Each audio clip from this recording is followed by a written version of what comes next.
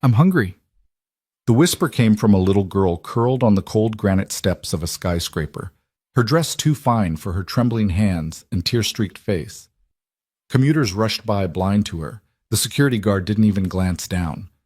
But one man stopped a tired single dad in a faded blue uniform, carrying only a brown paper bag and his son's broken toy.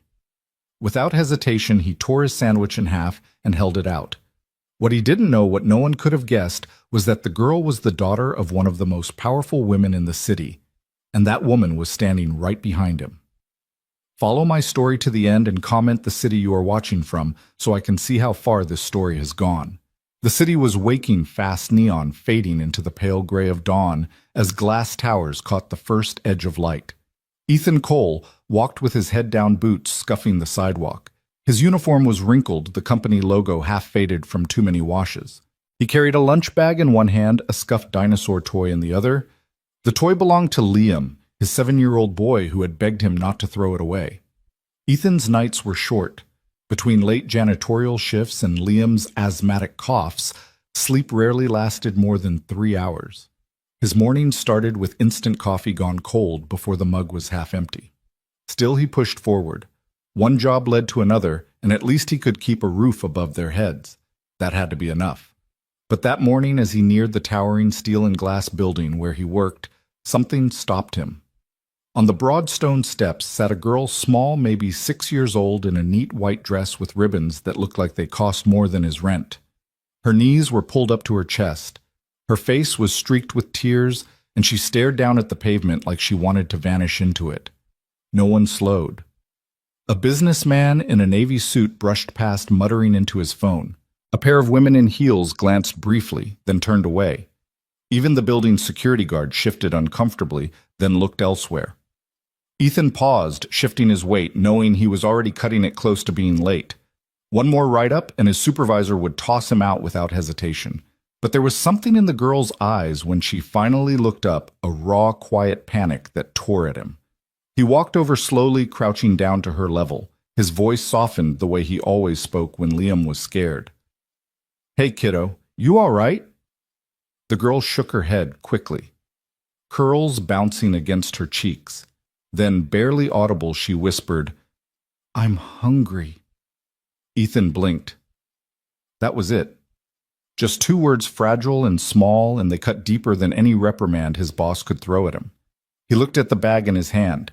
Inside was one sandwich, squashed from being shoved into the bag, nothing fancy. Just turkey cheese and bread he'd bought with clipped coupons. It was meant to last him through the day, the only meal he'd likely get until late that night, when Liam would insist he take the bigger half of whatever dinner they shared. But looking at the girl, Ethan knew the choice wasn't really a choice. He sat down beside her on the steps, ignoring the odd looks from passers-by. Slowly, he pulled out the sandwich, unwrapped the wax paper, and tore it in half with his calloused hands. He held out the larger piece. "It's not much," he said, his voice quiet but steady, "but it's fresh. And right now I think you need it more than me." For a moment, the girl just stared wide-eyed and wary, as though she'd never seen a stranger do something without expecting anything in return. Then, with trembling fingers, she took it. She bit down quickly, almost desperately, as if afraid it would vanish. Ethan offered a small, tired smile. "There you go. Better?" She nodded, her shoulders relaxing a fraction, and that's when he heard it. The sharp slam of a car door behind him, followed by the rhythmic click of heels on concrete. He turned, sandwich still in hand, and froze. A tall woman strode forward, her figure commanding even at a distance. Black pencil skirt, crisp blazer, dark sunglasses concealing her eyes, but not the tension etched across her jaw. Her gaze locked on the girl. "Sophie," the woman's voice rang out firm and controlled. "What are you doing?" "The girl." Sophie flinched, nearly dropping the sandwich. Ethan scrambled to his feet, suddenly aware of how small and stained his uniform looked under her sharp stare. I just found her here," he stammered, holding his hands up slightly. "She looked upset, and I thought—" The woman cut him off with a lift of her hand. She removed her sunglasses, revealing eyes that flickered with something softer when they landed on her daughter. Then they hardened again as they shifted back to Ethan. "You're the cleaner from the 17th floor, aren't you?" she asked evenly. Ethan swallowed hard. "Yes, ma'am." Sophie clutched the sandwich tighter. "He was nice, Mommy," she whispered, almost pleading. For a moment, silence hung between them, heavy as the skyscraper looming above. The woman studied Ethan with unnerving precision, as though weighing not just his words, but the life that had carved lines into his face. Finally, she nodded once. "Thank you," she said, her tone clipped, but genuine. "Most people walked right past." She turned to an assistant hovering near the SUV. "Bring the car around." Then her gaze returned to Ethan. "You should probably come with us." Ethan blinked. "Ma'am?" "You're not in trouble," she clarified, voice quieter now. "But I think we need to talk." Before he could process what was happening, Ethan found himself being ushered toward the sleek black SUV. Sophie clung to his side, still nibbling at the sandwich. The driver opened the door, and Victoria, though Ethan didn't yet know her name, gestured for him to climb inside. And just like that, Ethan Cole, janitor and single father with nothing but a lunch bag and broken toy, stepped into the back seat of a billionaire's car, unaware his entire life was about to change. The SUV's door sighed shut and turned the city into a hush of filtered air and soft leather. Ethan sat forward at first, shoulders squared like a man waiting for bad news in a hospital corridor. The polished window showed a faint reflection of his uniform's frayed cuff and the stubborn cowlick he'd forgotten to flatten. Beside him, Sophie held her half-eaten sandwich, as carefully as a bird taking shy bites, and watching him as if fear were a storm that had just passed. The driver eased away from the curb. Jasmine lingered in the cabin, someone's perfume, delicate and precise. An assistant in the front passenger seat held a tablet without looking back, the woman across from him. Sophie's mother sat with her ankles crossed, hands folded, sunglasses now tucked into her blazer. In the quiet, the SUV felt like a small courtroom where grace and judgment kept changing seats. "My name is Victoria Hale," she said, voice steady, eyes sharper than her tone. "I run Hale Dynamics, and I'm Sophie's mother." Ethan nodded once, uncertain whether to speak. The company logo on his chest suddenly felt louder than anything he could say. "I saw what you did on the steps," Victoria continued. "You gave away your lunch to a stranger's child without looking around to see who was watching. It wasn't a calculation," Ethan said, hearing the gravel in his own voice. "She said she was hungry." Sophie's feet bumped the seat, and she flinched, then tucked them under her. "It was good," she whispered. "Turkey and cheese." Ethan's mouth tipped toward a smile. "Best there is." Victoria studied him, not the smile, but what it cost. "You're Ethan. Ethan Cole. 17th floor, night crew." "Yes, ma'am." "How long have you cleaned our building?" 8 months. "And before that—" He cleared his throat. "Before that I fixed things that broke. Engines. Steel that had forgotten how to behave." He held up the scuffed plastic T-Rex, the tail snapped off and taped back. "I still fix things, I guess." "Mechanic?" she asked. "Since I was 19. He paused. "Till the world got complicated."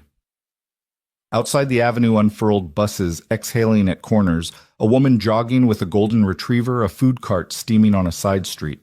The city mocked and comforted in the same breath. Ethan let the rhythm of the tires buy him a second. "My boy Liam. He's 7, he said. Asthma's been worse this year. Nights are long. His inhaler ran out once while I was between checks. That's not a story I tell twice." He swallowed. "So I took a second shift wherever I could.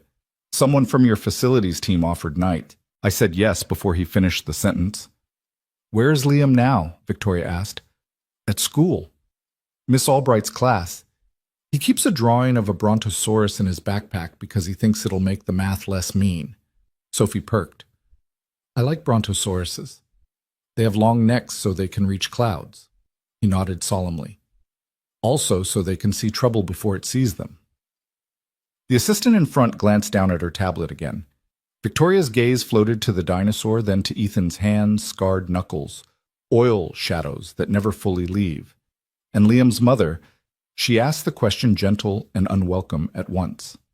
Ethan looked at the seam where leather met door. Her name was Rachel.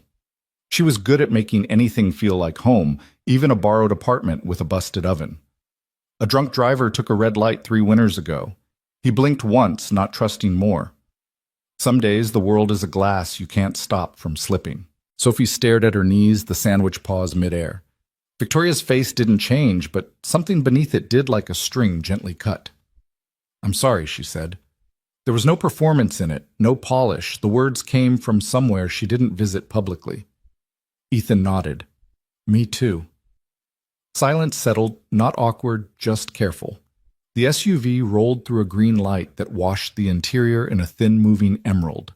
Sophie took another bite slower now. "Do you have more sandwiches?" she asked, a child's hopeful audacity. "Just the one," he said lightly. "But if I'd known we were having company, I'd have doubled up." Victoria's mouth gave the smallest impression of a smile and then retreated. "Our security team lost track of Sophie this morning," she said, shifting to the other ledger in her mind.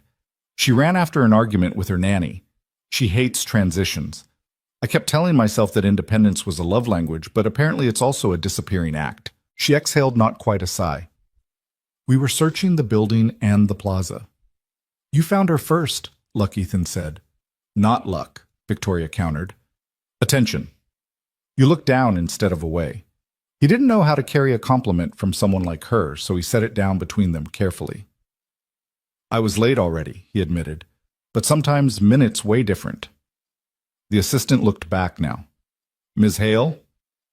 "I can patch in Chief Ramirez to brief." Later, Victoria said without removing her eyes from Ethan. She leaned forward slightly. "Mr. Cole, do you know how many people work under this roof?" "A lot," he said. "More than a small city. 12,000 and change. I can measure most of them. Outputs, margins, velocity. But kindness." Her head tilted.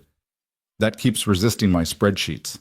Sophie, content for the moment, leaned softly against Ethan's arm like an apology. He stilled, surprised by the trust, then allowed it, careful not to move too quickly. He thought of Liam's warm forehead pressed to his shoulder when the wheeze finally eased at 2:00 a.m. He thought of how many times he'd wanted the world to be gentler for a child. "I'm not sure what you want from me, Ms. Hale," he said quietly. "I've got 14 minutes before I'm officially late to wipe fingerprints off those elevator buttons your people love to press." "What I want," she said, "is a conversation." "With a janitor." "With a father," she corrected. "A human being who did something admirable when everyone else invested their eyes elsewhere." The driver turned into a garage ramp that circled down, then leveled into a reserved lane. The SUV slowed as if reluctant to break the spell. Victoria's posture softened an inch. She spoke in a voice pitched for only the three of them. "Mr. Cole, do you ever feel like you're standing on the wrong side of the glass?" she asked. "Like there's a room with heat and music and the good silver, and you're in the alley listening to it." Her eyes flicked to the window, then back. "I have been on both sides of that glass. The view can lie either way." "You're asking the wrong man if he knows alleys," Ethan said with a rough chuckle. "I'm asking the right one," she said. The SUV glided to a stop near a private elevator bay. The assistant opened her door, then Sophie's. The little girl slid out and without ceremony kept hold of Ethan's sleeve. He stepped onto polished concrete like a man walking into a museum barefoot. "We can talk in my office," Victoria said, climbing out. "Privacy matters." "Am I in trouble?" Ethan asked, half joking, half true. "If you were Victoria said you would not be in my car." She glanced at Sophie. "And you wouldn't still be holding my daughter's attention." Sophie craned her neck toward him. "Do you clean dinosaurs too?" she asked. "Every night," he said. "They track in more mud than you'd think."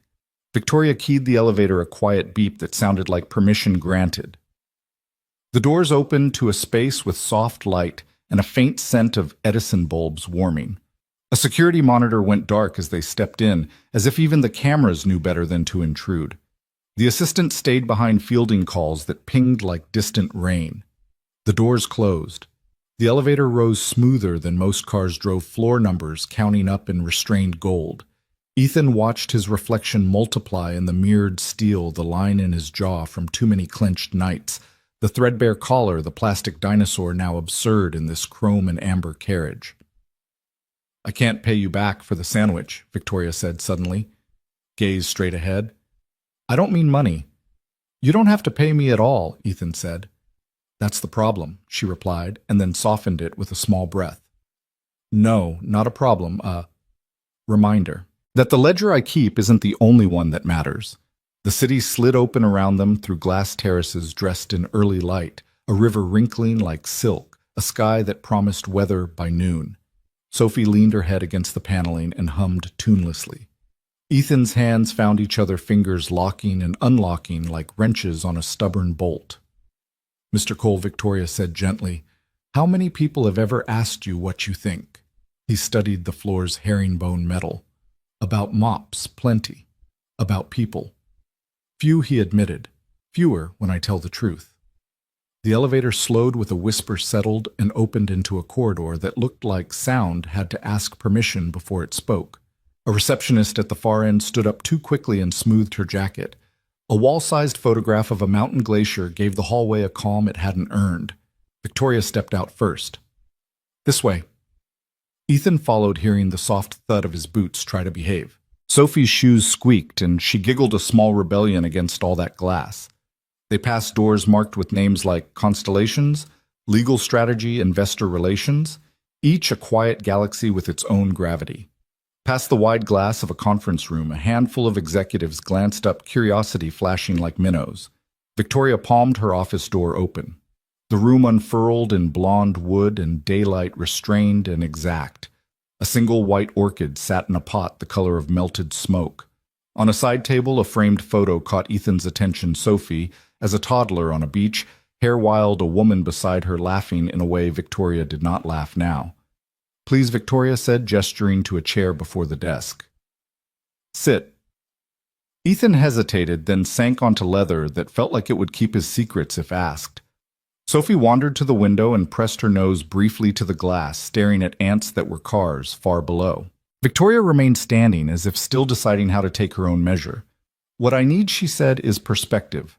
I spend my days surrounded by people who speak numbers like a first language. I admire it. But sometimes we forget that numbers measure heat after the fire." She tilted her head. "You look before the flame. You notice who shivers." "I notice because I've been cold," he said. Her eyes acknowledged that truth. "Would you—" She paused, regrouped. "Would you consider telling me what you see here? Not the marble or the views or the brand names, but the people. I won't promise I'll like what you say." A thin smile. "But I promise I'll listen." He exhaled slowly, a man easing off a jack. "I'm not a consultant," he said. "Good," she answered. "Consultants tell me what sounds good in rooms like this. I want what survives the elevator ride." Sophie drifted back, clutching the crust of the sandwich like treasure. "Can Mr. Ethan stay?" she asked, urgent with the logic of children. For a bit, Victoria said, then looked to Ethan. "If he wants." He did not know how long a bit would be measured in a room like this. He only knew that choices like this were small doors that opened to long hallways.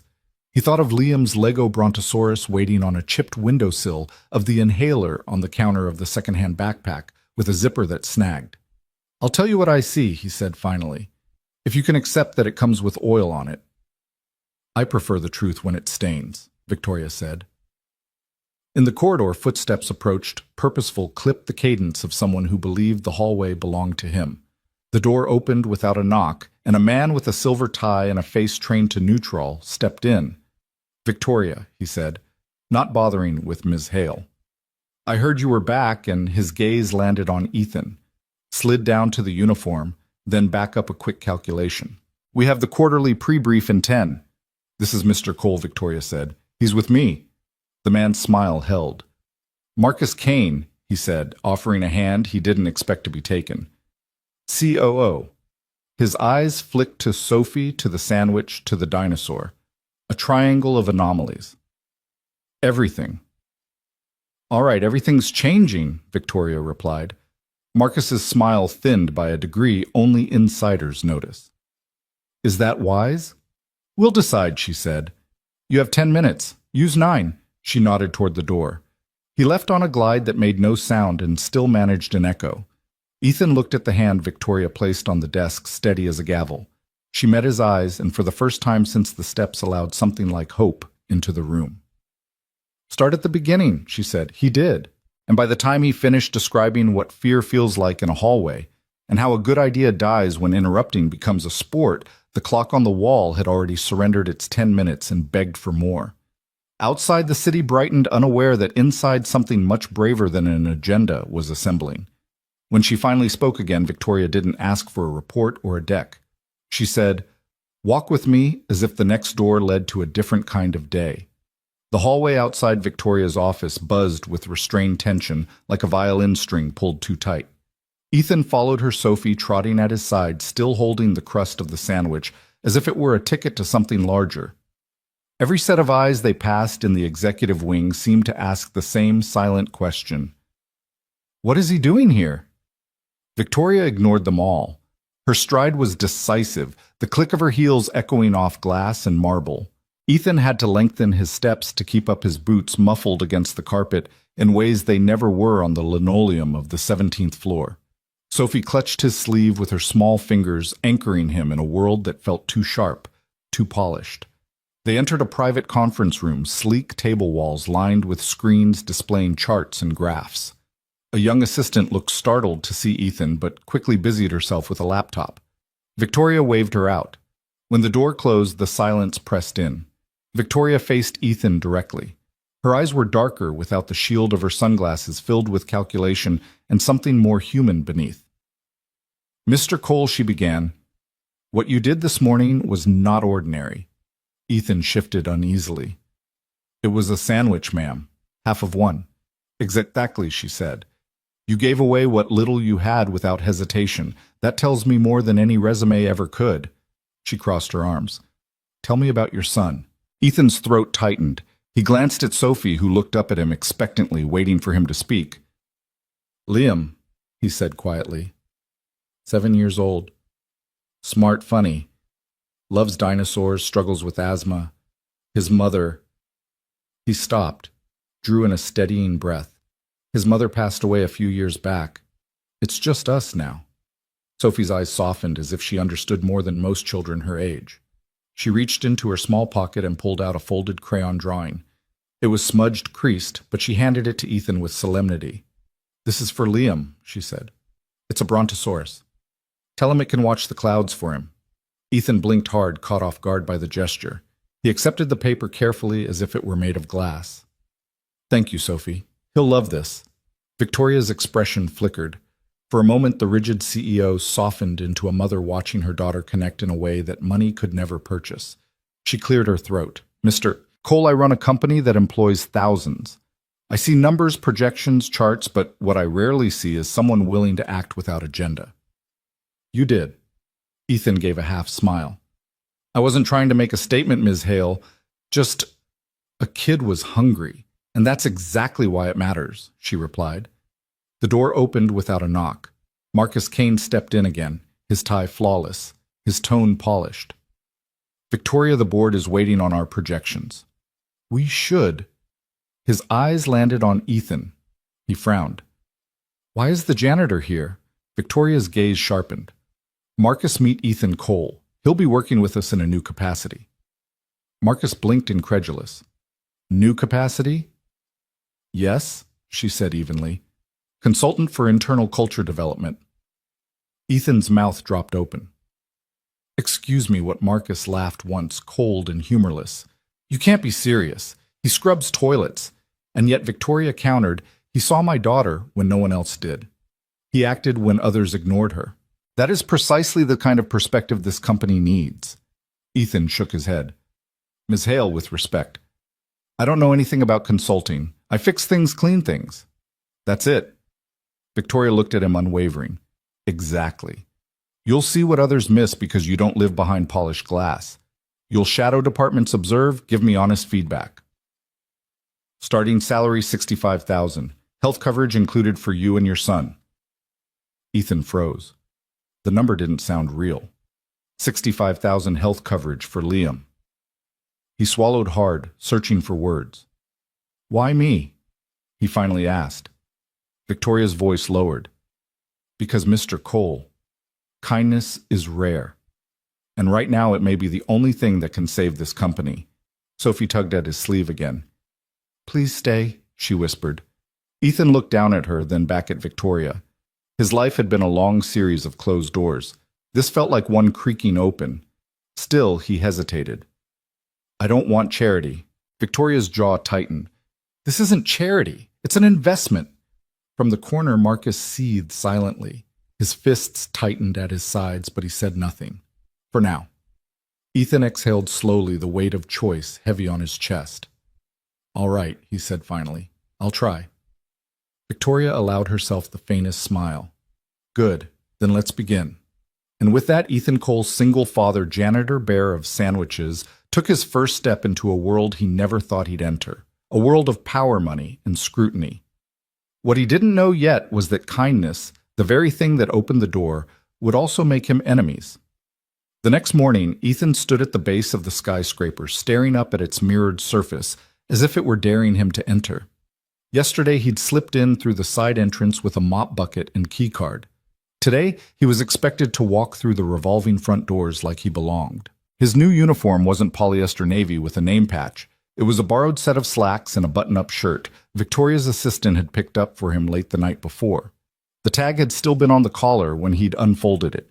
He tugged at the cuffs, now feeling the strange weight of clothing that wasn't his.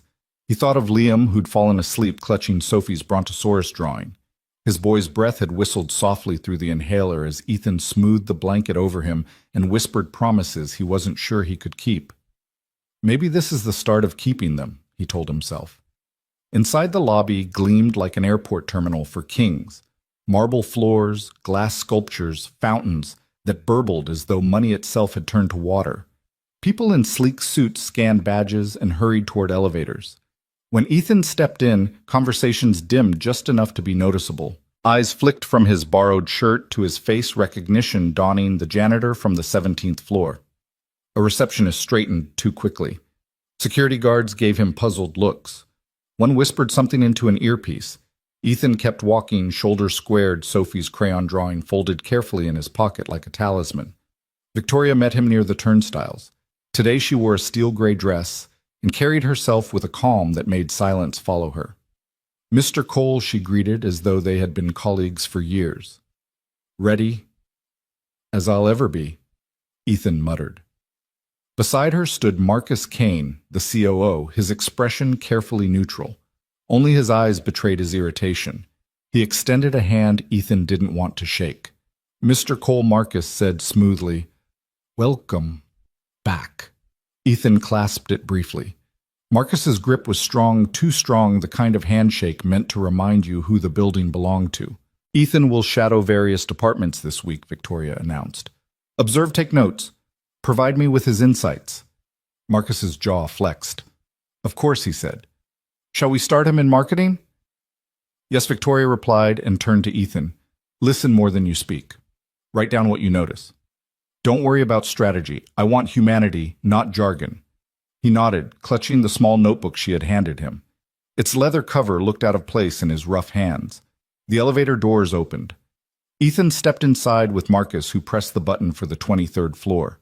The ride was silent, except for the faint hum of machinery. Marcus glanced at Ethan's reflection in the mirrored walls. You know, Marcus said casually, Victoria has never made a decision like this. Bringing in someone without credentials. No degree, no training. It's unusual. I didn't ask for it, Ethan replied evenly. Marcus's smile was thin. That's the problem. The doors slid open to the marketing floor where rows of desks hummed with the glow of laptops and the low murmur of collaboration. A woman with a pixie cut stood to greet them. Mr. Cole Wright, I'm Bella Creative Director. She shook his hand warmly, her bracelets jingling. Welcome. The team stared curiously, waiting for Marcus to explain. He'll be observing, Marcus announced flatly. Carry on? But they didn't carry on, not really. Ethan felt the weight of their stares as he found a seat in the corner with his notebook. He watched as Bella guided a team through a campaign proposal, her ideas cut off mid-sentence by an overeager junior manager. He noticed how 3 designers shared one fried brain between them, juggling impossible deadlines with tired smiles. An intern spoke once only to be ignored completely. Ethan's pen scratched quietly. Ideas die when no one listens. Fear louder than creativity. Intern invisible. Bella second-guesses self. At lunch, employees gathered in small clusters. Ethan sat at the edge of the room, pulling out his paper bag. This time there were 2 sandwiches inside he'd made an extra that morning. He ate one slowly, setting the second aside with the crayon drawing folded beneath it. Sophie's words echoed, "Tell Liam the Brontosaurus can watch the clouds for him." Someone whispered nearby, "That's the janitor, right?" Another voice, "Yeah. What's he doing here?" Ethan didn't look up. He wrote in his notebook instead. Respect earned by title fades fastest. Respect earned by kindness stays longer. When the workday ended, he rode the elevator down with Marcus again.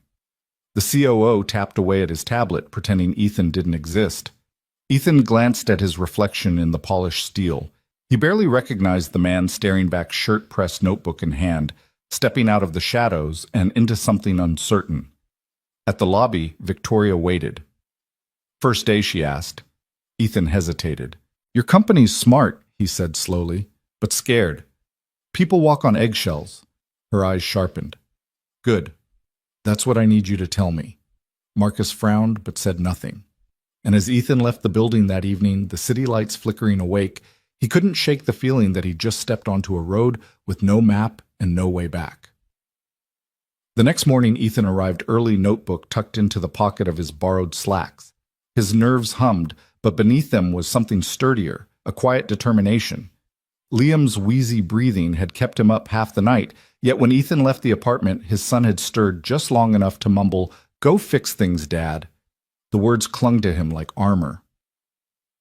On the 23rd floor, the marketing team was already gathered around a whiteboard scrawled with half-finished slogans. Coffee cups cluttered the table. Bella, the creative director with the pixie cut, looked harried but determined. Ethan slipped quietly into a chair along the wall, pen poised. He didn't speak. He just watched. One by one, the team pitched ideas for the upcoming product launch. A junior associate named Kyle tried to contribute, his voice tentative. Before he could finish, another manager cut him off. Kyle fell silent, shrinking into his seat. Ethan scribbled. Young blood silenced. Confidence crushed early. Bella's campaign title hung in the air like a fragile balloon. Each time she defended it, her words grew softer, drowned by louder voices. Ethan noted the flicker in her eyes, leader who doubts herself because others interrupt too often. 3 designers worked feverishly on mock-ups, their shoulders slumped from fatigue.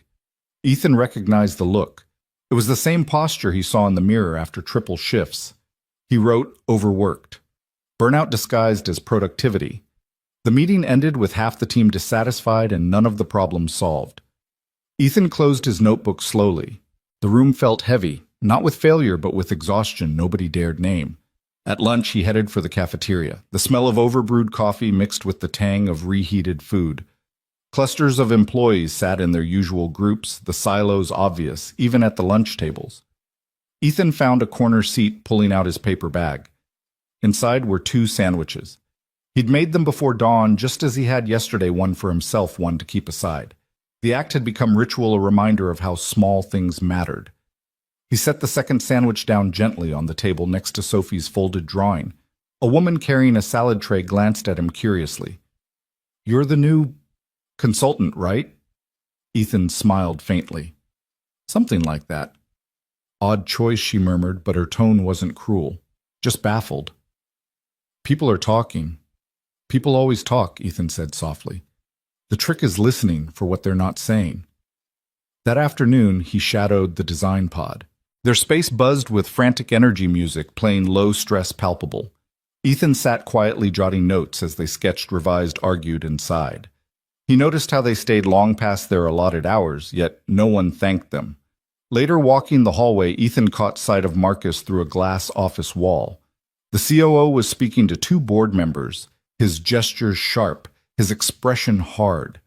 When Marcus's eyes landed on Ethan, he paused mid-sentence, the corners of his mouth curling into something that wasn't quite a smile. Ethan looked away, unsettled. He knew that look. It was the look of a man planning something behind closed doors. By evening, Ethan returned to the maintenance lounge, the one place in the building that still smelled like home, disinfectant, floor wax, metal pipes, humming. He sat heavily, pulled out his phone, and played Liam's voicemail again. Dad, I built a dinosaur with 25 Legos. 25, I miss you. Did the CEO lady say hi today? Ethan's eyes closed. The sound of his son's excitement steadied him. He whispered to the empty room. Yeah, kid. She said hi, and maybe this means something for us. But he couldn't shake the truth written in Marcus's stare that kindness might have earned him a seat at the table, but it had also painted a target on his back. And somewhere deep in the halls of Hale Dynamics, whispers had already begun. Victoria's office was quiet, except for the low hum of the city outside the glass wall. Ethan sat across from her notebook, balanced on his knee. His shoulders sagged from the long day, but his eyes held steady. Victoria studied him like she might study a quarterly report searching for the figure that didn't add up. Well, she asked at last. Her arms were crossed, one brow lifted. You've had a week of watching. What do you see? Ethan leaned back, exhaled, and spoke slowly. Your company's smart, sharp as a blade, but blades cut both ways. People here are walking on eggshells. They don't hate the work, they're terrified of slipping. Every word feels like it's measured. They're not loyal, they're just surviving. Her lips pressed thin. She turned toward the window, the city sprawled below in ribbons of traffic and neon. You're not wrong, she murmured. Ethan hesitated, then continued. It's not the deadlines or the stress. It's fear. They're afraid that one mistake means they're done. That's no way to build anything that lasts. Victoria turned back, her expression unreadable. You speak like you've run a company. He gave a soft, tired laugh. I've run nights with a sick kid and no insurance. Doesn't teach you margins, but it teaches you people. Her gaze softened almost imperceptibly. For a moment, she wasn't the CEO of Hale Dynamics, but a mother who'd nearly lost her daughter on the steps of a tower. She walked to her desk, opened a drawer, and pulled out a folder. Sliding it across to him, she said, "Open it." Ethan frowned, but did as told. Inside was a formal contract letterhead, signatures numbers that made his stomach flip. It was a provisional appointment, consultant for cultural development. Hale Dynamics, salary, $65,000. Full health benefits for employee and dependents. He blinked, stunned. This can't be real. It's very real, Victoria said. I want you here. You saved Sophie. You gave her kindness when she was scared. And you've already seen truths most people here can't or won't. Ethan shook his head, overwhelmed. Ms. Hale, I'm a janitor. I don't belong in rooms like this. She stepped closer, her voice calm but unyielding. Mr. Cole belonging isn't a title. It's what you bring. And you've brought something we've been missing, humanity. He looked down at the contract again, his throat tight. For Liam, for all the nights spent counting coins for inhalers, this was more than a lifeline. But still, doubt gnawed at him. Why me? Victoria tilted her head. Because kindness isn't weakness. You reminded me of that. The words landed with a weight heavier than any paycheck. At that moment, the office door cracked open. Sophie peeked in, clutching a new crayon drawing. Her curls were loose, her cheeks flushed from running down the hall. She skipped inside, ignoring protocol, and thrust the paper toward Ethan. On it, she had drawn 3 stick figures sitting on a park bench, Sophie, Ethan, and a smaller boy with a dinosaur in his hand. Above them, in crooked letters, she had written, family. Ethan's throat closed. He blinked hard, willing his eyes not to betray him. Victoria reached for the drawing, but Sophie shook her head and pressed it firmly into Ethan's hands. It's yours, she said. You and Liam can keep it. He stared at the paper, his calloused fingers trembling around the edges.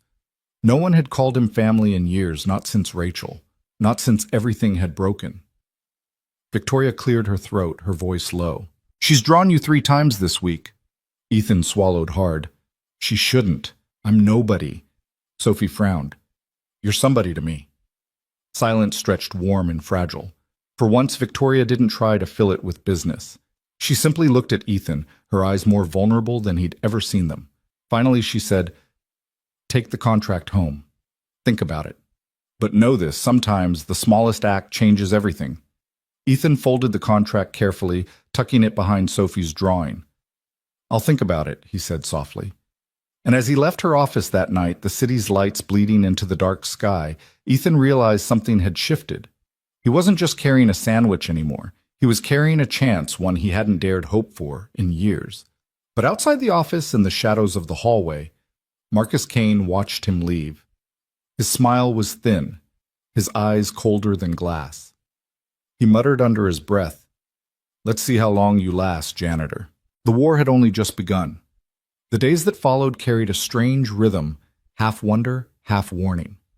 Ethan walked the marble halls with his leather notebook tucked under his arm, shadowing teams from accounting to logistics. Some employees smiled cautiously when he entered, curious about the janitor-turned-consultant. Others looked through him as if pretending he wasn't there might erase him. But everywhere he went, Ethan kept listening, hearing not just the words people said, but the silences they swallowed. In human resources, he noticed how staff tiptoed around managers, careful not to voice concerns. In accounting, he saw exhaustion etched in faces buried behind screens, fear sharpening their focus more than pride. He filled page after page, morale brittle. Fear contagious. Good ideas strangled by hierarchy. Every night he returned home to Liam, who would bounce on the threadbare couch and pepper him with questions. "Did the CEO lady talk to you today, Dad? Did you fix anything?" Ethan always smiled, tousling his son's hair. "I listened," he'd answer. Sometimes listening fixes more than hammers. But even as Ethan adjusted to this new world, Marcus Kane grew restless. The COO spent his evenings in shadowed conference rooms, pulling close a handful of trusted lieutenants. Their voices were hushed but sharp enough to cut. Marcus paced at the head of the table, his polished shoes clicking against tile. "Do you see what's happening?" he snapped. "Claire Hale is letting sentiment cloud her judgment. A janitor, ladies and gentlemen. She plucked a janitor off the floor and dropped him into our meetings like he belongs here." One executive shifted uncomfortably. "He's harmless. Probably a passing fascination for her." Marcus slammed a folder onto the table. "Harmless. He's sitting across from me in strategy sessions. Claire listens to him. Really listens. She hasn't done that with us in years." Another whispered, "What's your plan?" Marcus leaned forward, eyes hard as flint. "I'm going to prove Ethan Cole isn't who he says he is. Everyone has skeletons, and when I find his, Claire will have no choice but to throw him out." He typed an email on his tablet. Right then, fingers stabbing at the screen. Subject line, background check, Ethan Cole. Recipient, a private investigator who owed him favors. His final words before hitting send were low and venomous, "Dig deep. Find dirt." While Marcus plotted, Ethan was planning something else entirely. Late one evening, after shadowing yet another strained meeting, Ethan sat in the cafeteria alone. His notebook lay open, filled with scribbles. He tapped his pen against the page, an idea forming. This company was starving for connection, for a reason to look at one another without suspicion. And maybe he couldn't fix balance sheets, but he could fix something human. The next morning, he put his plan into motion. He called it Table Talks. He asked the cafeteria staff to set aside a section of long tables. During lunch, he invited employees, no matter their department rank or title, to sit down beside someone they'd never spoken to before and share a meal. Just 20 minutes. No agendas. No roles. Just people. At first, only a handful came. A junior accountant, an HR intern, 2 designers with tired eyes. Ethan sat with them, sandwich in hand, starting simple conversations.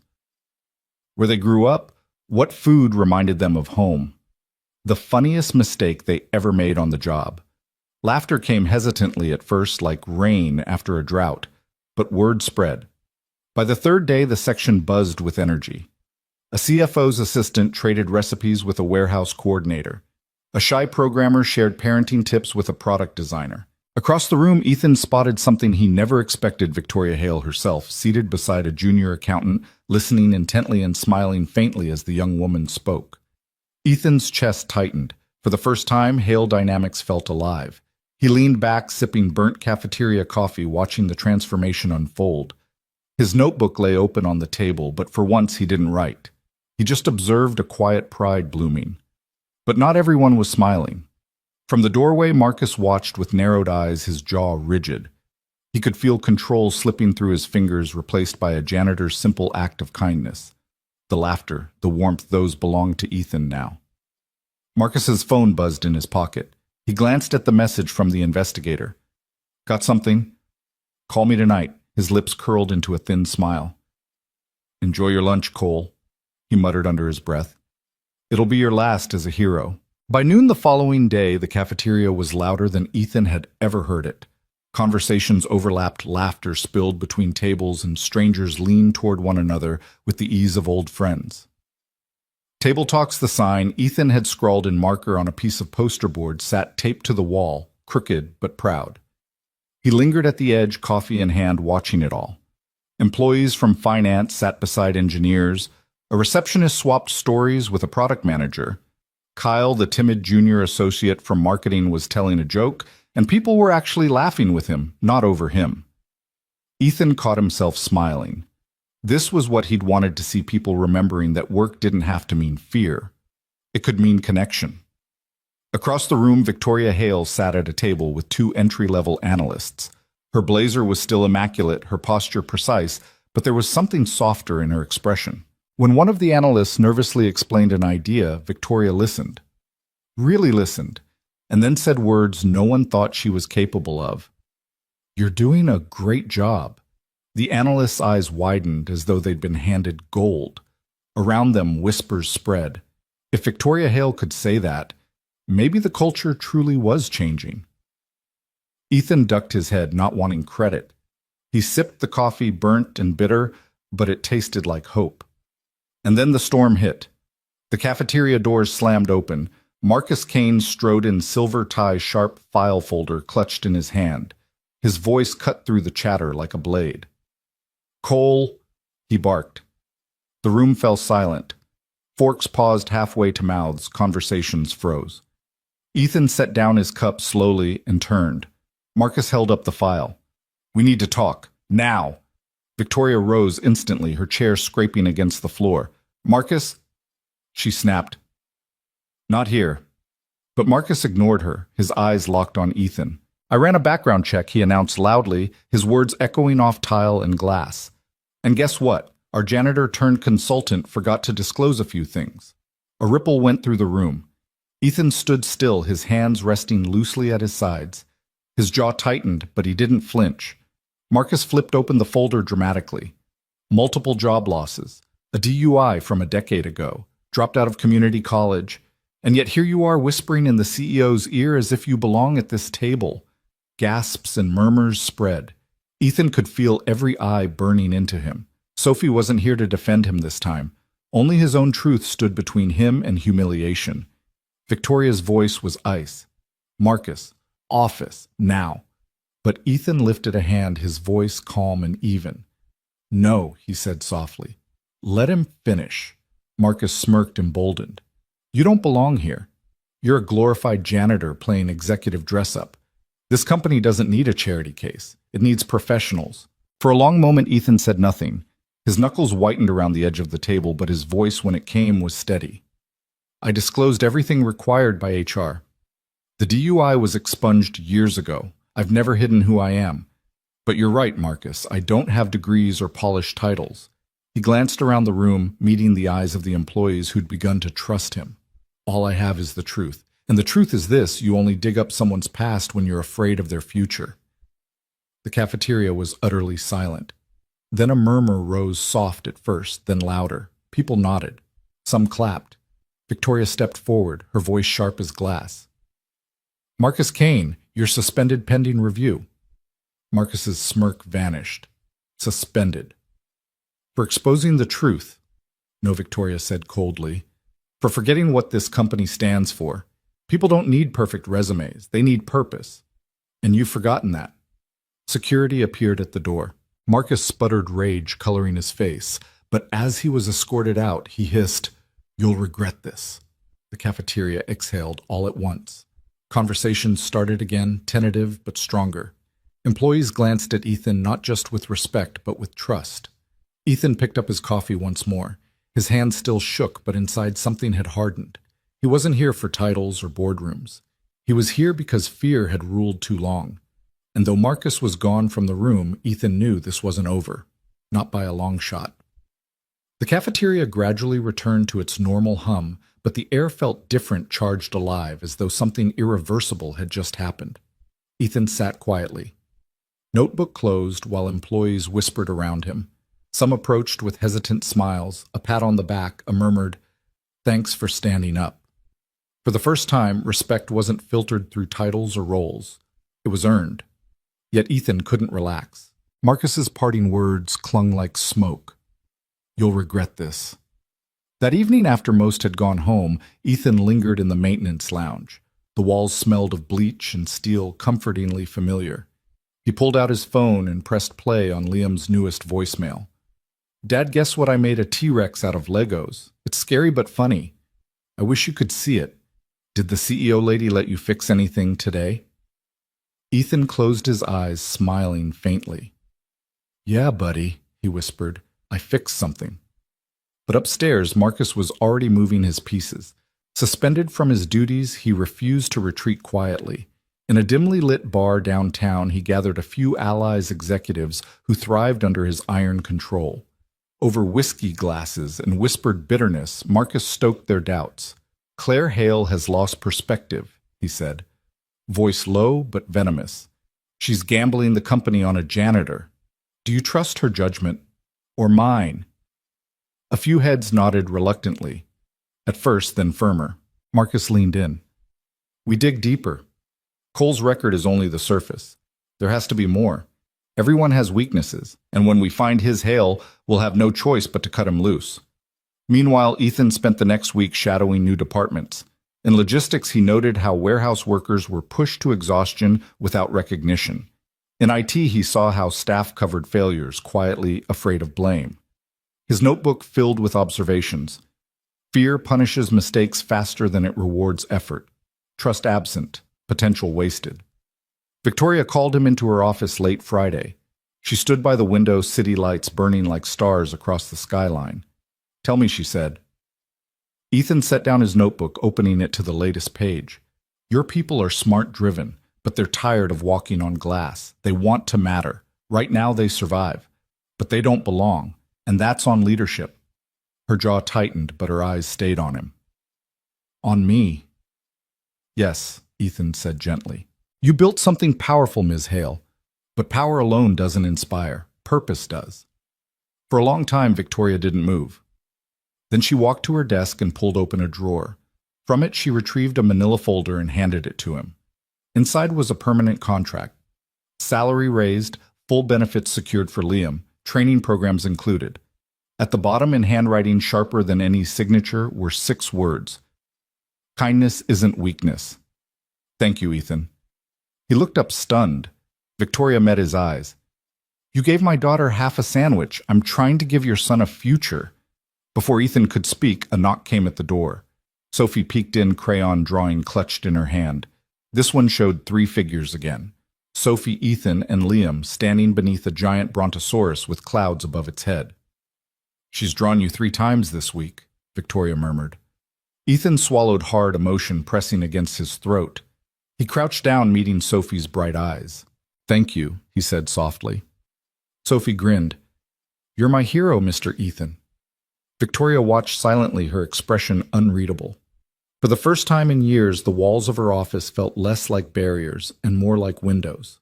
But down on the street, a different storm was brewing. Marcus's investigator had found something, and he was eager to deliver it. Night had settled over the city like a heavy blanket. From the 17th floor, Ethan sat alone in the break room reserved for maintenance staff. The fluorescent lights buzzed, the vending machine hummed, and the familiar smell of ammonia clung to the walls. Despite the chaos of the past week, this room felt like neutral ground where he could breathe without eyes following him. On the table lay the contract Victoria had given him. He hadn't signed yet. His fingers traced the bold lettering of his name, Ethan Cole, Consultant for Cultural Development. It felt surreal. One signature and Liam's future would change. No more inhalers rationed, no more wondering if he'd make rent. Stability, something he hadn't dared to dream of. His phone buzzed. A voicemail from Liam. He pressed play. "Dad. Miss Albright said I read better than last week. I told her it's because you always make me sound out the hard words. Oh, and my brontosaurus drawing is guarding your sandwich, so you don't forget to eat. I love you." Ethan smiled, eyes stinging. "Love you too, kid." he whispered into the quiet. He didn't hear the door at first. A shadow fell across the floor tiles. Victoria stood there, jacket draped over her arm. She looked less like a CEO now and more like a mother at the end of a long day, tired but holding herself together. "You work late," Ethan said softly. She stepped inside, lowering her voice. "So do you." For a moment, neither spoke. The hum of the vending machine filled the silence. Finally, Victoria leaned against the table opposite him. "I owe you honesty," she said. "I built this company with Wall's strict rules, fear if necessary. It worked. Profits soared. But it cost me more than I realized. Even Sophie, she's grown up surrounded by people who obey, not care." Ethan met her eyes. "Fear gets results, but it doesn't build trust." Her lips quirked faintly. "You sound like my conscience." He chuckled. "Not sure you want a janitor for that." "I might," she said quietly. The words hung between them, heavier than contracts, heavier than titles. Victoria's gaze shifted toward the contract on the table. "You haven't signed." "I wanted to be sure," Ethan admitted. "I've taken jobs out of desperation before, but this is different. If I sign, I need to believe I'm doing more than trading mops for meetings." "And do you?" Ethan hesitated, then nodded. "I think maybe I do." For the first time, Victoria's steel mask cracked. Her eyes softened, the corners shimmering with something unspoken. "Sophie hasn't stopped talking about you. She says you make her feel safe." Ethan swallowed. "She makes me feel like I matter." The moment stretched fragile and real. Then the sound of footsteps shattered it. The door burst open. Marcus strode in, his expression tight, his tie loosened as though he'd been pacing for hours. "Victoria," he said, ignoring Ethan, "we need to talk." Her tone iced over. "You're suspended." "I don't care," Marcus snapped. He dropped a file onto the table. Papers spilled out, photocopies, old records. "Your janitor turned savior has skeletons, gaps in work history, a DUI, dropped out of school." "Is this really the man you want whispering in your ear?" Ethan's stomach clenched. He closed his eyes briefly, then looked up. His voice was calm. "That DUI was 10 years ago. It was expunged. I've owned every mistake I've made, and those gaps?" He leaned forward. "That was me burying my wife. That was me raising my boy alone. Those gaps are my life." Marcus sneered. "Convenient story." But Victoria's gaze never left Ethan's face. She saw no fear, no evasion, only truth. "Enough." "Marcus," she said coldly, "you've forgotten something vital. People aren't resumes, they're purpose." Marcus's jaw worked furiously, but he saw the decision in her eyes. Without another word, he stormed out the door, slamming behind him. Silence returned heavy, but cleansing. Ethan exhaled slowly. "That man won't stop." "No," Victoria agreed. "But neither will we." She slid the contract back toward him, her hand brushing his. "Sign it. Build something with me. Not for shareholders, for people." Ethan looked at her, at the faint hope flickering in eyes that had spent years hiding behind glass. He thought of Liam's voice. Sophie's drawing the cafeteria filled with laughter. Slowly, deliberately, he picked up the pen. And as his name bled onto the page, a new chapter began, one neither of them could have predicted. By Monday morning, the building felt different. Employees passed each other in the lobby with nods instead of blank stares. Small talk sprouted in elevators, and for the first time laughter drifted through corridors usually sealed in silence. Ethan walked among them in his pressed shirt notebook under his arm, still feeling like an imposter. But everywhere he went, people glanced up with something resembling trust. Victoria had made it official. Ethan Cole was now Director of Cultural Development, though he still introduced himself humbly as just Ethan. Titles didn't interest him. What mattered was what he'd started to see, the cracks in the glass tower and the people hiding inside them. That evening, Victoria invited Ethan and Liam to join her and Sophie for dinner at her penthouse. Ethan hesitated at first. His entire life had been spent in places where rent was late paint peeled and neighbors yelled through thin walls. But Sophie's pleading smile convinced him. "Please come," she said on the phone, her voice bubbling with hope. "Liam can meet my brontosaurus. I named it Cloud Watcher." So Ethan agreed. The penthouse soared above the city walls of glass opening onto a skyline painted in twilight hues. When the elevator doors parted, Liam clutched his father's hand tightly, his eyes wide as saucers. "Dad," he whispered, "this place is taller than the dinosaurs." Sophie darted forward, squealing, "You must be Liam." She grabbed his hand and tugged him toward a living room bigger than their entire apartment. There, on a rug patterned with constellations, sat a brontosaurus plush nearly as tall as the children. Liam's face lit up. For the first time in months, Ethan saw his boy forget about wheezing lungs and homework battles. Victoria watched from the doorway, her posture less rigid than usual. She carried a tray of lemon water and smiled faintly as the children collapsed in giggles over the plush dinosaur. Ethan stood awkwardly, hands in his pockets. "Thank you for this," he said quietly. Victoria tilted her head. "I should be thanking you." Sophie hasn't laughed like that in a long time. Dinner was a strange blend of worlds. Victoria's dining table gleamed under chandelier light, each place setting, precise the meal plated by a chef who vanished discreetly afterward. But Liam, unused to silver cutlery, asked if he could just eat with his fork and fingers. Ethan started to apologize, but Victoria waved it off. "Comfort is more important than protocol," she said gently. As the children devoured dessert, Victoria leaned closer to Ethan. "You're doing more than shifting culture, you know. You're showing Sophie what trust looks like." "And me." Ethan lowered his eyes, uncomfortable with praise. "I'm just trying to be the man my son thinks I am." Victoria studied him for a moment, then smiled faintly. "Maybe that's the only kind worth being." For a brief evening, walls fell away. Sophie and Liam played hide-and-seek in the hallways, laughter echoing like bells. Victoria and Ethan sat on the balcony, the city glittering beneath them. They didn't talk about contracts or culture. They talked about loss, Rachel, the wife Ethan had buried. Victoria's late husband taken too soon by illness. Grief bridged the space between them, but so did resilience. Yet not all was quiet. While they laughed softly over the children's antics, Marcus Kane was hard at work in the shadows. Banished from his duties, he had not been idle. He dug deeper into Ethan's past, desperate to find a crack wide enough to break him.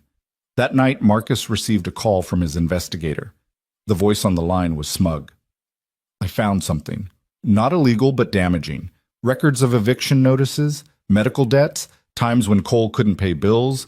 He's been hiding struggle his whole life. Present that to the board and he'll look like instability wrapped in rags." Marcus smiled coldly. "Perfect. Tomorrow we remind Victoria Hale that empires don't run on sympathy." Back at the penthouse, Ethan tucked Liam into a guest bed softer than anything he'd ever slept on. Sophie pressed a crayon drawing into his hand before she went to bed, a sketch of their two families sitting at the same table smiling. "Good night, Mr. Ethan," she whispered. "Don't go away." Ethan looked at the drawing long after the children had fallen asleep. Something stirred in his chest, a fragile hope he hadn't felt in years. But downstairs, beyond the glass walls and soft rugs, a storm was already gathering, one that would test whether kindness alone could withstand power, sharpened into a blade. Morning light spilled across the glass tower, gilding its edges in gold. From the outside, Hale Dynamics looked invincible steel glass and wealth stacked 100 stories high. But inside, cracks were spreading like hairline fractures in ice. Ethan arrived early, as he always did. He carried Liam's crayon drawing tucked into his notebook, its crooked lines a reminder of what mattered. As he walked through the lobby, employees nodded to him. A custodian gave him a quiet thumbs up. A junior analyst whispered, "Thanks for yesterday." Ethan felt both humbled and uneasy. Respect could turn as quickly as it came.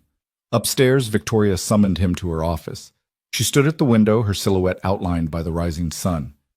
"I need to show you something," she said, sliding a folder across the desk. Ethan opened it.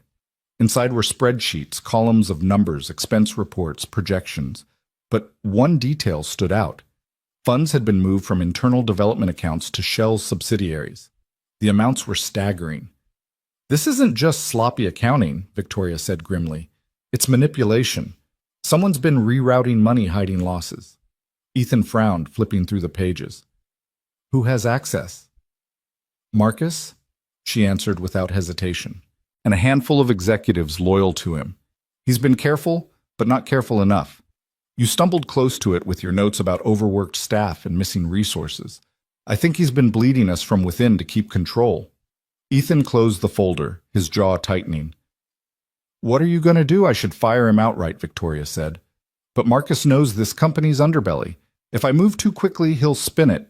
The board will believe him. They already think I've lost perspective because of you. Her eyes locked on his. I need evidence, real proof, and I need you to help me find it. Ethan felt the weight of her words. He was no investigator. He was a father, a man who used to fix carburetors and mop floors. Yet somehow he had become the hinge on which an empire turned. Why me? He asked quietly. Because Marcus underestimates you, she said simply. That's your advantage. Ethan thought of Liam, of Sophie's plea not to leave. He nodded slowly. All right, let's do it. That night Ethan stayed late, combing through files in the maintenance lounge where few would notice him. He traced missing funds, followed digital breadcrumbs. His calloused fingers smudged ink as he scribbled in his notebook, Marcus moving money into personal shells, using staff fear to cover gaps. The deeper he dug, the angrier he grew. People were burning themselves out while Marcus lined his pockets. Near midnight, Ethan found what he needed, a transfer request Marcus had signed personally disguised as consulting expenses. Ethan stared at the page, heat rising in his chest. This was the proof Victoria needed. But in that same moment, Marcus was moving too. In a quiet downtown office, Marcus sat with his investigator reviewing a different folder, Ethan's history. Not crimes, not scandals, just scars. Eviction notices, medical debt, past due bills, the kind of paper trail poverty leaves behind. Not illegal, the investigator admitted, but it paints him as unstable, reckless, unfit for the position Hale's given him. Marcus smirked. Perfect. Tomorrow, I'll put this in front of the board. They won't see a hero, they'll see a liability. Back at the skyscraper, Ethan leaned back in his chair, exhaustion tugging at his eyes. He picked up Liam's crayon drawing, tracing the crooked smiles with his thumb. I'm doing this for you, kid, he whispered. For us. He didn't realize Marcus was already sharpening the knife. The following morning broke with restless skies, clouds hanging low. The city wrapped in a gray hush. Ethan felt that weight as he stepped off the bus, his notebook tucked under his arm. He carried the evidence against Marcus, ready to hand it to Victoria. But he also carried the gnawing sense that the fight wasn't going to end with numbers on a page. When he entered the building, the atmosphere was off. Conversations hushed as he passed. Eyes followed him longer than usual. By the time he reached the executive floor, he understood why. Marcus had beaten him to the punch. The boardroom was packed when Ethan arrived, members gathered around the long glass table, murmurs sharp as knives. At the head stood Marcus Kane, his silver tie gleaming, his expression controlled triumph. A file lay open before him, pages fanned like evidence in a trial. Victoria sat rigid in her chair, lips pressed tight, eyes stormy but silent. Marcus gestured broadly. Ladies and gentlemen, before we hand over our culture, our reputation to an outsider with no qualifications, perhaps you should know who he really is. He held up a page. Ethan recognized it instantly. Eviction notices, past due bills, medical debt. A history written in overdue envelopes and broken promises.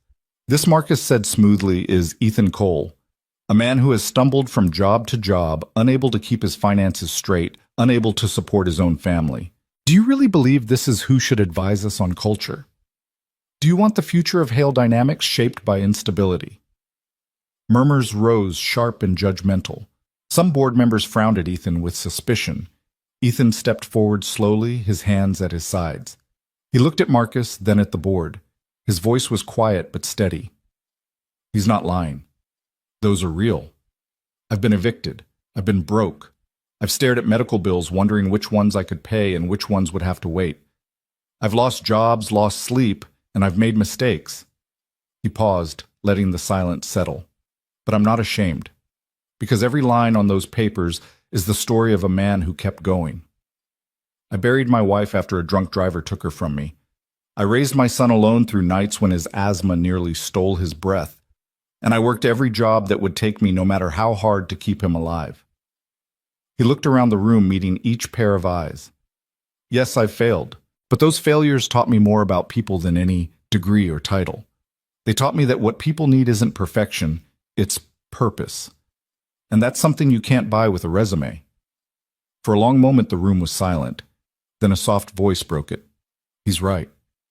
All heads turned. Sophie had slipped quietly into the boardroom, a folded piece of paper clutched in her small hands. She walked to Ethan and pressed it into his palm. He opened it slowly. A drawing him holding a sandwich standing between two stick-figure children. Above them in shaky letters, "You're my hero, Mr. Ethan." Sophie looked up, her voice clear despite its tremble. "He gave me food when I was hungry. He makes me feel safe." "Isn't that what heroes do?" The board shifted uncomfortably. Some averted their eyes. Others softened. Victoria rose, her chair scraping against the floor. Her voice was firm. "Marcus, this stops now. You've forgotten what leadership means. It isn't about spotless records. It's about courage, about the willingness to see people not just numbers." Marcus's face darkened. "You're ruining this company for sentiment." "No," Victoria snapped. "You nearly ruined it by bleeding us dry." Gasps rippled through the room.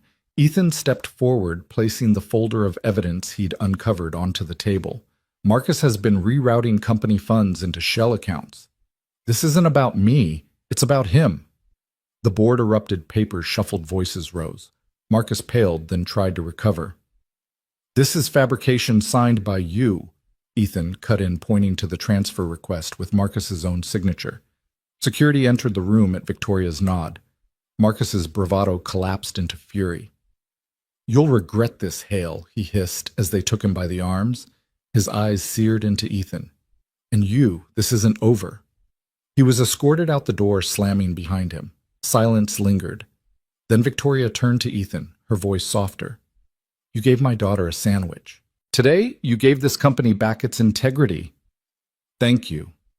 Ethan looked at Sophie's drawing again, his throat tight. He wasn't sure about integrity or heroism or even belonging. All he knew was that he'd faced the storm and hadn't run this time. The storm Marcus left behind didn't clear overnight. It lingered in whispered doubts and the cautious glances of executives who wondered whether Victoria Hale had staked too much on one man's decency. Though Marcus was escorted out, his words still echoed in board members' ears. "Do you really trust him with your future?"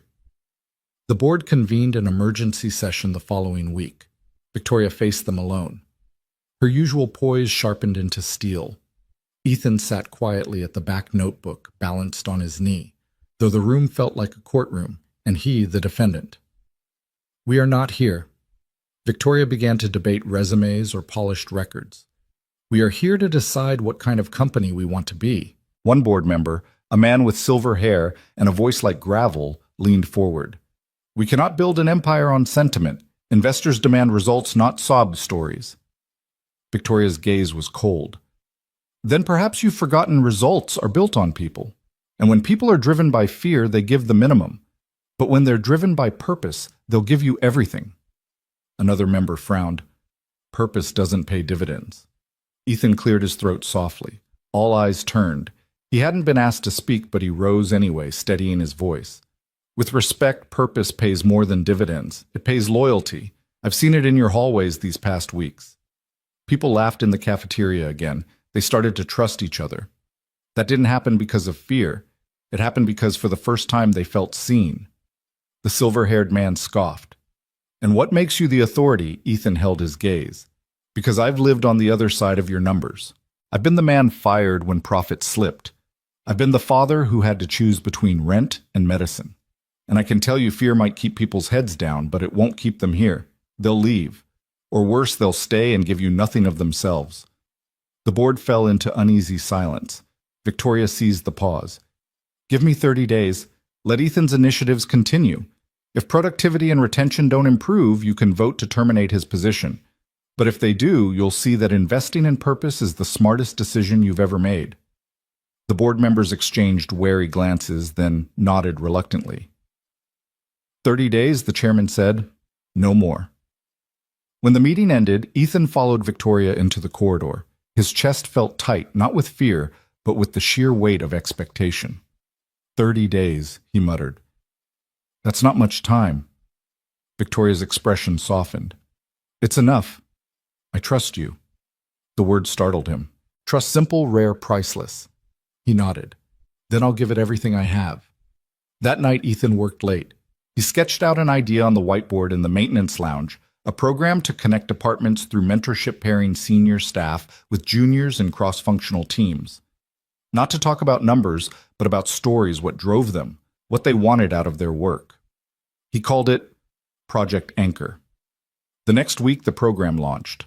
Slowly at first, then with momentum. Employees began sharing meals, then stories, then ideas. Productivity ticked upward, not because deadlines loosened, but because people rediscovered why they cared. The intern Kyle, once silent in meetings, pitched a campaign idea that caught fire. Bella, the creative director, led with new confidence, no longer silenced. Victoria walked through the halls and saw faces lift toward her instead of away. For the first time, she felt her company breathe. But Marcus wasn't gone. Not really. In a shadowed office across town, he leaned back in a leather chair, watching reports trickle in. His lips curled into a cold smile. "Enjoy your 30 days, Cole," he muttered. "I'll make sure it's your last." The first 2 weeks of the 30-day trial passed like a storm, rolling in reverse, tension, receding color, returning to gray skies. The halls of Hale Dynamics, once stiff and sterile, now buzzed with small bursts of humanity. People stayed an extra 10 minutes after meetings to talk, not because they had to, but because they wanted to. Ethan saw it everywhere. Kyle, the intern, once silenced, now spoke freely in brainstorming sessions. Bella, the creative director, stopped second-guessing herself and began mentoring juniors who admired her quiet grit. Departments that once worked in silos were sharing resources, even celebrating small wins together. Project Anchor was working. Victoria noticed it too. Walking the corridors with Ethan at her side, she saw employees lift their heads, some even daring to smile. It unsettled her at first. Smiles weren't something she'd associated with efficiency, but as the reports came in, numbers didn't lie, productivity ticked up, turnover slowed, absenteeism dropped. One evening, she called Ethan into her office. She held up a printout of metrics, her face unreadable. "Do you see this?" Ethan braced himself. "Bad." Her lips curved just slightly. The opposite. Employee satisfaction is up 17% in 2 weeks. Engagement scores doubled. That's unheard of. Ethan shrugged, uneasy with praise. People just needed permission to matter. Victoria set the papers down and leaned closer. "And you gave it to them?" He looked away, cheeks warming. "I just started something. They're the ones carrying it." For a moment, silence filled the room, warm and almost fragile. Then Sophie burst in, crayon in hand. "Daddy." "Oh, sorry, Mr. Ethan," she corrected quickly, cheeks flushing. "Look what I drew." She held up a picture of 4 figures herself. Ethan, Liam, and Victoria all standing beneath a rainbow. Ethan blinked, throat tightening. He crouched, taking the paper carefully. "That's beautiful, Sophie." Victoria watched something unspoken, softening her face. But outside the warmth of that office, Marcus was plotting. Suspension hadn't broken him. It had sharpened him. In secret meetings with sympathetic board members, he whispered poison. "The numbers may look good now, but this isn't sustainable." He's stirring emotion, not stability. When this bubble bursts, it'll take the company with it. He produced a dossier, his voice low and calculated. Coal is a liability. Evictions, medical debt, a DUI. Do you think investors will trust a man like that to shape culture? He's not an inspiration. He's a risk. And when this experiment collapses, it will be Hale's head on the chopping block. Some board members hesitated. Others nodded grimly. Marcus pressed harder. "Give me the floor on day 30. Let me prove he doesn't belong." By the time I'm done, neither Cole nor Hale will have a leg to stand on. Back in the company, Ethan kept his head down, working alongside employees, scribbling notes, eating sandwiches at table talks. Yet he couldn't shake the unease in the air. One evening, after another long day, he sat in the maintenance lounge, staring at Liam's latest voicemail. "Dad? I got a gold star in reading today. I wish you were there. Can we get pizza Friday? I'll share mine with you." Ethan smiled tiredly. "Yeah, buddy. We'll get pizza. Always." But as he pocketed his phone, he caught his reflection in the vending machine's glass-tired eyes, weight on his shoulders. He whispered to himself, "Don't let them take this from you." Upstairs in a corner office, Marcus looked out at the city's nightscape. His smile was cold, his voice a murmur. You may think kindness saves you, Cole, but in 30 days, kindness won't matter. Power will. And somewhere deep inside, Ethan knew the storm wasn't over. It was gathering. The 30 days dwindled fast, and with each passing sunrise, the pressure thickened. Ethan felt it in every corridor, the way executives studied him like a question mark, the way employees whispered encouragement but glanced nervously at closed doors. Victoria kept her composure, but Ethan could see it in her eyes. She knew the board was sharpening their knives. The day of reckoning arrived with a chill rain streaking down the tower's windows. Ethan was summoned to the top floor, where the board convened in their grand chamber, a room lined with mahogany and portraits of past leaders glaring down like judges from another century. Marcus was already there. Though suspended, he'd managed to charm his way back into the room, armed with a stack of papers and that same silver tie. His smile was razor thin. The chairman cleared his throat. We are here to assess whether this cultural initiative has merit. Mr. Kane has evidence to present. Mr. Cole, you may respond. Marcus rose smoothly. Ladies and gentlemen, I warned you, this company cannot be guided by sentimentality. And today I'll show you why. He clicked a remote and the screens lit up with charts and graphs. At first they looked damning short-term metrics. Marcus twisted to imply decline. Then came photos of eviction notices, red-stamped bills, even an image of Ethan's rusted apartment door. This is your so-called director of culture, Marcus said, voice dripping with disdain. A man who can't even manage his own life.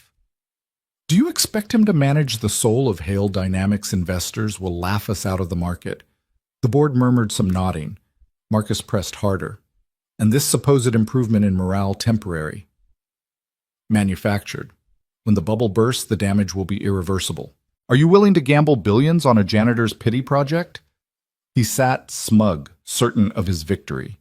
Ethan rose slowly, clutching his notebook. His voice was quiet, almost fragile, but it carried. Marcus is right about one thing. I've been broke. I've been evicted. I failed more times than I can count. He paused, letting the weight settle. But those failures taught me more about people than any title. They taught me that fear makes people small. Purpose makes them great. He flipped open his notebook, sliding forward sheets of testimony, handwritten notes from employees who had joined Project Anchor. Stories of interns finding their voices, designers rediscovering creativity, managers learning to listen. This isn't theory. This is your people.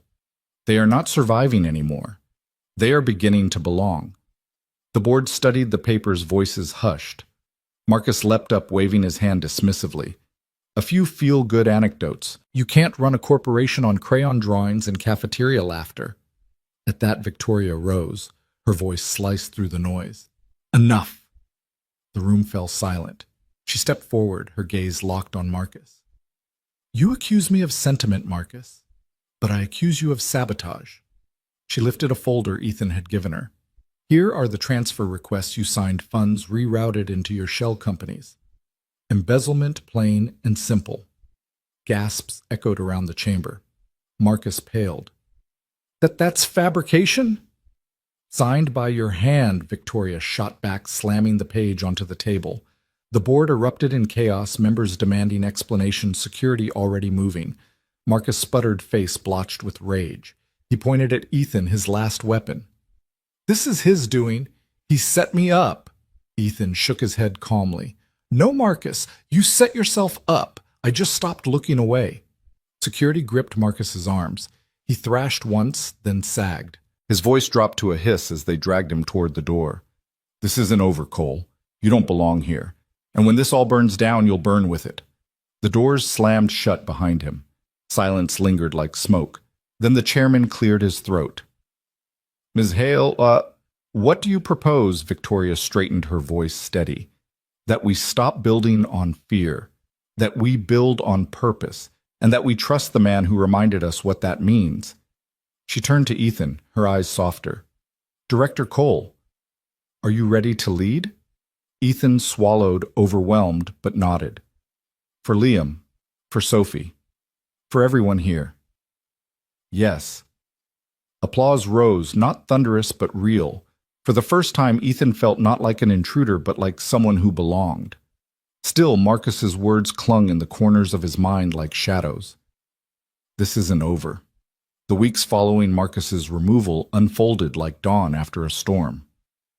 Slow, cautious, but brightening, Ethan signed the permanent contract, though his hands trembled when the ink bled across the page.